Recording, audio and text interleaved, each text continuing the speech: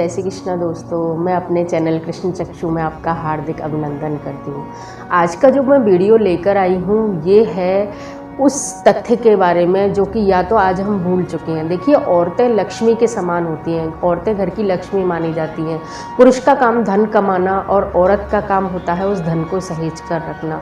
तो हम सिर्फ बचत करके ही धन को नहीं बचा सकते, कई अन्य ऐसे तथ्य भी हैं जिससे हमारा 1 रुपया सवा रुपये में चलता है, मतलब कि हमारे धन में बरकत रहती है।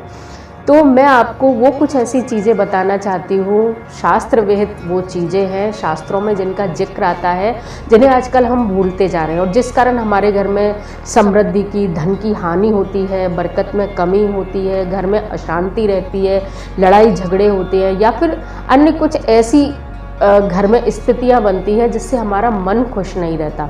उसमें गलती हमारी खुद की ही होती है। हम खुद उन चीज़ों को या तो जानते नहीं हैं या जानते हुए भी मानते नहीं हैं। कुछ लौकिक व्यवहार, आपसी आसपास के वातावरण को देखकर, जो मॉडर्न पद्धति है उसको अपनाकर, पाश्चात्य सभ्यता को अपनाकर हम उन चीज़ों को छोड़ते जा रहे हैं। मेरा ये जो वीडियो है वो विशेषकर नई पीढ़ी की लड़कियों के लिए है और पुराने भी जो उनको मानते नहीं हैं या अपने आने वाली पीढ़ी को बताना नहीं चाहते हैं। तो एजुकेशन का मतलब ये नहीं है कि हम अपनी सभ्यता या संस्कृति भूल जाएं। तो मैं उन तथ्यों को आपके लिए लेकर आई हूँ कि आप उन तथ्यों से अपने आने वाली पीढ़ी को परिचित कराएं, उनको बताएं कि हमें किस तरह से अपना जीवन जीना चाहिए ताकि हमारी संस्कृति भी बची रहे और हम कदम से कदम मिलाकर अपने परिवार को आगे भी बढ़ा सकें। तो वो चीज़ें हैं हमारे घर में, कुछ ऐसी चीज़ें जिनको हम रोज़मर्रा के कामों में करते हैं जो हमारी आदत में आ गई हैं, लेकिन वह शास्त्र विहित कर्म नहीं है। अर्थात शास्त्र उनको निषिद्ध मानते हैं, गलत मानते हैं कि हमें वह काम नहीं करना चाहिए। मैं शुरुआत करती हूँ हमारे स्नान से। सबसे पहले तो औरतों को कभी भी खड़े होकर नहीं नहाना चाहिए। खड़े होकर नहाना औरतों के लिए बिल्कुल वर्जित है। उनको खड़े होकर किसी भी हालत में स्नान नहीं करना चाहिए। दूसरा है कि यदि औरतें नहाती हैं, बालों को जब धोती हैं तो बालों को का पानी कभी भी उनके शरीर को स्पर्श नहीं करना चाहिए। उन्हें अपने बालों को आगे करके स्नान करना चाहिए, क्योंकि बालों के नीचे पाप का निवास बताया जाता है। तो वो पाप यदि हमारे शरीर पर आएगा तो कहीं ना कहीं वह हमें कुछ रोग देगा, कुछ ना कुछ हमें अशांति देगा, कहीं ना कहीं हमें अस्वस्थता की श्रेणी में लाएगा। तो बालों को हमेशा हमें आगे करके रखना चाहिए। दूसरे, अधिक समय तक स्त्रियों को बालों को रूखा नहीं रखना चाहिए। सुहागन अगर स्त्रियां हैं उनको मांग भरकर, तेल लगाकर, बालों की बेणी, चोटी बांधकर रखना चाहिए। बालों को खुला रखना सधवा स्त्री के लिए शुभ नहीं माना गया है। रात्रि में और रास्ते में कभी भी बालों को खुला करके हमें नहीं जाना चाहिए, जो कि आजकल आम बात है। रात्रि में बालों को खोलकर सोना और खुले बालों से कहीं भी जाना, ये दोनों ही चीज़ें शास्त्रों में उचित नहीं मानी गई हैं। अगला है कि आप अपने बालों को सदैव बांध कर रखें, अक्सर बांध कर रखें। नकारात्मक शक्तियाँ खुले बालों की तरफ आकर्षित होती हैं। उबटन लगाकर, हल्दी वाला उबटन, जौ का आटे का उबटन या किसी भी प्रकार का उबटन लगाकर, जो हमारे देशी उबटन चलते हैं, और गीली मेहंदी लगाकर, गीली मेहंदी हाथों पर लगाकर आपको रास्ते में कभी भी नहीं जाना चाहिए। गीले बालों से, टपकते हुए बालों के पानी से भी आपको कभी घर से बाहर नहीं जाना चाहिए। घर की देरी नहीं लागनी चाहिए, क्योंकि नकारात्मक शक्तियाँ इस ओर आकर्षित होती हैं। अगला है खड़े खड़े बाल बनाना। खड़े खड़े बाल बनाना भी औरतों के लिए अच्छा नहीं माना गया है। एक तो औरतों के बाल अक्सर लंबे होते हैं, उड़कर वो इधर उधर भोजन में जा सकते हैं, किसी शुभ वस्तु में जाकर पड़ सकते हैं, जो कि अच्छा नहीं होता है।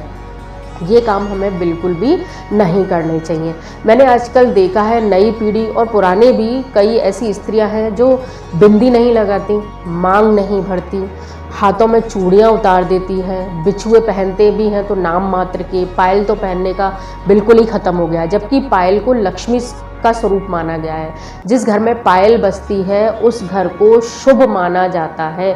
सुहागन औरतों को पायल पहनना, बिछुए पहनना, हाथों को हमेशा चूड़ियों से रखना, चूड़ी पहन के रखना मेरे कहने का मतलब है कि औरतों को सदैव श्रृंगार करके रहना चाहिए। बिना श्रृंगार के औरत को शुभ नहीं माना गया है। रामायण में भी जिक्र आता है कि जब कलयुग आएगा तो सदवा स्त्री श्रृंगार करना छोड़ देंगी। तो हम स्वयं उस कलयुग को अपने घर में क्यों आने दें? कलयुग के उस प्रभाव को हमारे घर में हम क्यों आने दें? सुहागन औरत को सदैव श्रृंगार करके अच्छे से नाक में, कान में, हर जगह को स्वर्ण आभूषणों से, जैसी भी आपकी स्थिति है उस हिसाब से पहन के रहना चाहिए। स्वर्ण औरत के लिए लक्ष्मी स्वरूप होता है। स्वर्ण अधिक से अधिक पहने, जितना भी, जैसी भी आपकी सामर्थ्य है उस हिसाब से। यदि नहीं है तो आप अपने गले को, अपने हाथों को, अपने पैरों को, जहाँ जहाँ भी, सभी जानते हैं 16 श्रृंगार कहाँ कहाँ होते हैं। 16 नहीं तो तकरीबन 8 श्रृंगार तो हमें नित्य के जीवन में करने ही चाहिए, जिसमें मांग भरना है, बिंदी लगाना है, अपने चेहरे को साफ सुथरा रखना है, शरीर को रूखा नहीं छोड़ना है, उस पर तेल लगाइए, मॉइस्चराइज़र, बॉडी लोशन, जो भी कुछ आपके पास है वह लगाइए। गला आपका कभी खाली नहीं रहना चाहिए। आपका मंगलसूत्र है, आपकी पात्री है, जो भी आप है उसको आप जरूर से पहने। चूड़ियों के बिना आपके हाथ नहीं होने चाहिए। समय समय पर आपको मेहंदी और उबटन भी शरीर पर जरूर से लगाना चाहिए। ये हमारे सौभाग्य को भी बढ़ाता है, हमारी समृद्धि को भी बढ़ाता है। सदवा औरत किसी शुभ काम के लिए जाते हुए व्यक्ति को यदि रास्ते में मिल जाती है तो उसको हमारे वेद शास्त्र शुभ मानते हैं। उसको एक शुभ चीज़ में उसकी गिनती की गई है। जैसे भरा हुआ बर्तन मिले, हरी घास मिले, गाय अगर दूध पिलाती हुई बच्चे को मिले, उसी प्रकार सदवा स्त्री यदि किसी को मिलती है तो वह उसके लिए शुभ संकेत होता है, उसके काम में सफलता का सूचक होता है। लेकिन सदवा स्त्री वह जिसने पूर्ण श्रृंगार किया हुआ हो। पूर्ण श्रृंगार से मेरा मतलब ये बिल्कुल नहीं है कि आप फैशन करके या 10 तरह की चीज़ें लगा के अपने शरीर को ढक के रखें, लेकिन कम से कम श्रृंगार तो अवश्य ही करें। सुबह सुबह ब्रह्म मुहूर्त में खुले सिर हमें नहीं घूमना चाहिए। सरकोट, क्योंकि उस समय सभी देवी देवता, हमारे घर के कुल देवी देवता, पितृ जो हैं वो घर के आसपास मौजूद रहते हैं। तो खुले सिर घर से बाहर जाना, घर में रहना तो संभव नहीं है। समय की नज़ाकत के हिसाब से, वक्त की नज़ाकत के हिसाब से कुछ बदलाव हमें करने पड़ते हैं। तो वह कम से कम अगर हम घर से बाहर अगर जा रहे हैं तो सर पर हल्का सा थोड़ा अगर हम ढक लें तो वो हमारे घर के लिए, हमारे परिवार के लिए सही रहता है। मासिक धर्म में भी हमें कुछ नियमों का पालन करना चाहिए। आजकल अकेले रहने का है कि न्यूक्लियर फैमिली हो गई हैं, अकेले सब रहते हैं। भोजन बनाना निषिद्ध है, बिल्कुल मना है, लेकिन मजबूरीवश बनाना पड़ता है तो कम से कम आप स्नान करके बनाएं। बिना स्नान करे हुए घूमना हमारे पितृदोष का मुख्य कारण है। आजकल जो हर किसी की कुंडली में पितृदोष मिलता है वो है कि रजस्वला स्त्री 12-12, 1-1 बजे तक स्नान नहीं करती, साफ सफाई का कार्य छेड़ देती है या अन्य कोई ऐसा काम करती है। सूर्योदय से पूर्व यदि आप स्नान कर लेते हैं तो वह दोष आपका खत्म हो जाता है। दूसरे, अपने बेटा, अपने पति, अपने घर के किसी भी अन्य सदस्य के साथ उस समय अलग बिस्तर पर सोएं, आप उनके साथ नहीं सोएं। इससे उनकी उम्र कम होती है, उनकी बुद्धि जो है वो भी भ्रम में पड़ती है। भ्रम में पड़ना, आपको भी पता है कि बताया जाता है कि मासिक धर्म में कुछ ऐसे कीटाणु हमारे शरीर से निकलते हैं जो कहीं ना कहीं कोई ना कोई नुकसान अवश्य पहुंचाते हैं। तो हमें इस तरह के छोटे छोटे कामों को हम करके अपना श्रृंगार पूर्ण जीवन रखकर, थोड़ा सामान्य श्रृंगार हम करके रखें तो उससे हम अपने जीवन को ज़्यादा अच्छा बना सकते हैं, ज़्यादा सुख शांतिपूर्ण, सौभाग्यपूर्ण बना सकते हैं। तो मैं आप सबसे अनुरोध करती हूँ कि आप इन छोटे छोटे बदलाव को अपने जीवन में करके अपने जीवन को सुखी बनाइए। जय श्री कृष्णा, धन्यवाद।